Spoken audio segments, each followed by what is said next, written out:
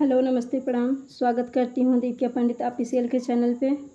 उनके चैनल पे मैं एक देवी जी का गीत लेके आई हूँ। जैसे लगेगा कमेंट में ज़रूर बताना। और नवरात्र का चौथा दिन है, हमारी छोटी सिस्टर है, उनके चैनल पे मैं एक गीत सुना रही हूँ। जैसे लगेगा कमेंट में ज़रूर बताना। जय माता दी।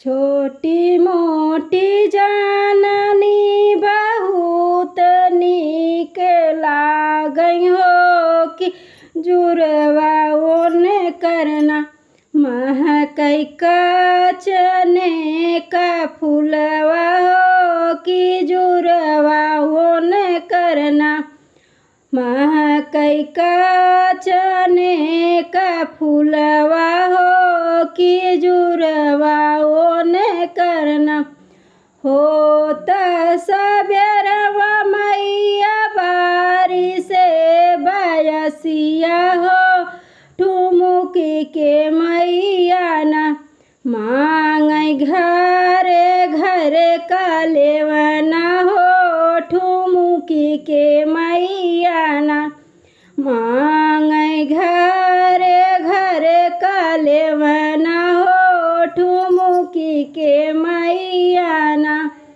मांगई घरे घरे का लेवना हो ठुमुकी के मैया ना छोटी नी मोटी जाननी बहुत नीक लागई हो कि जुरवा ओने करना महकई का चने का फूलवा हो कि जुरवा ओने करना महकई का चने का फूलवा हो कि जुरवा ओने करना हो त दोपहरिया मैया बारी से बयसिया हो ठुमुकी के मैया ना फूलवा लोढ़ई फूलवरिया